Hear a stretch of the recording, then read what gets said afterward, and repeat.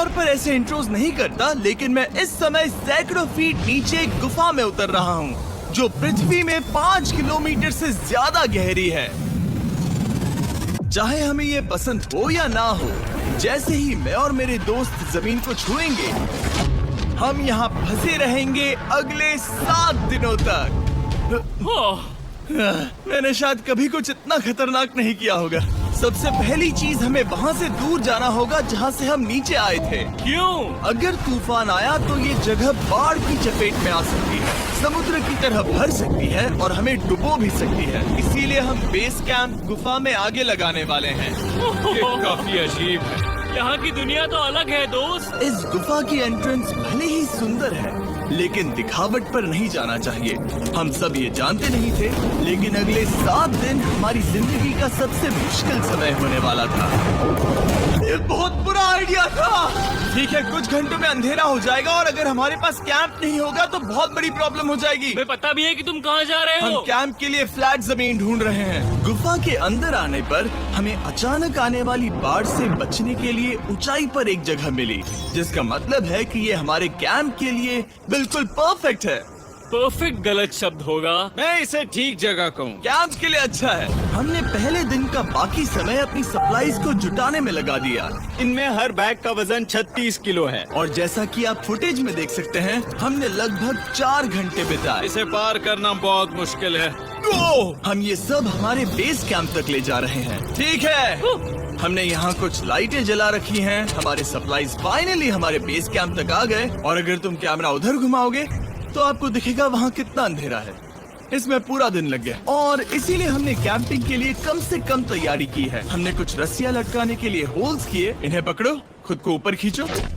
लगता है ये बिस्तर को संभालने के लिए सही होगी। और हमारे सर्वाइवल गाइड जोल की मदद से हमने बिस्तर लटका दिए। ये पतली सी रस्सी मेरे बिस्तर को संभालेगी। हाँ। रात का खाना खाया और जोरदार ठंड के लिए तैयार हो गए। सच कहूँ तो मैंने जितना सोचा था, ये बिस्तर उससे कहीं ज्यादा कंफर्टेबल है।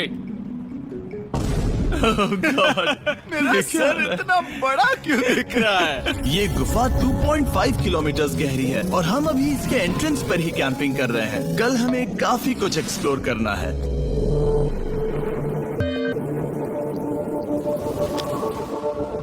तुम लोगों की नींद कैसी रही?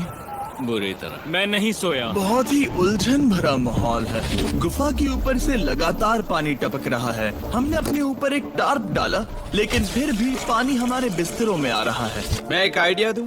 चलो अपने कैंप को और बेहतर बनाते हैं। हमें इन टार्प्स को जोड़ देना चाहिए ताकि यहाँ सोते वक्त हम सूखे रहें। बहुत अच्छा आइडिया है। मैं सिर्फ एक यूट्यूबर नहीं हूँ, ठीक है? मेरा बिस्तर यहाँ तक निकलता है। ये कोई मजाक है? मैं अभी अभी अपने बिस्तर से निकला था यार। और हमें उस समय समझ नहीं आया, लेकिन ये गड्ढा लगभग 40 फीट गहरा है।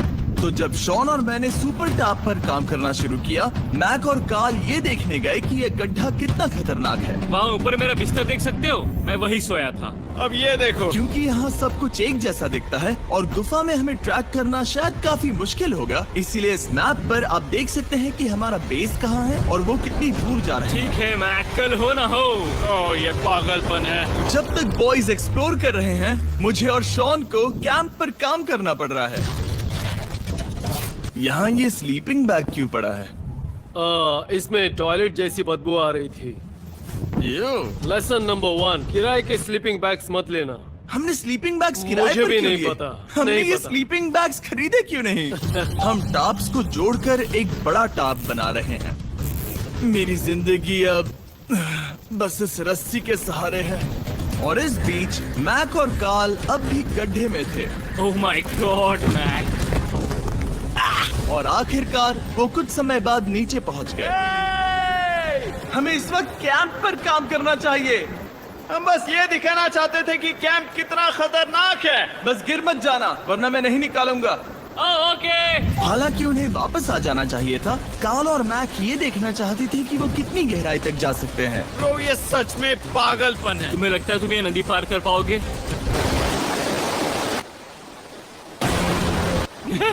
लेकिन इन दोनों को नहीं पता था कि ये नदी पूरे गुफा में फैली हुई है, जिसका मतलब है कि हमें इसमें कुछ समय बिताना पड़ेगा।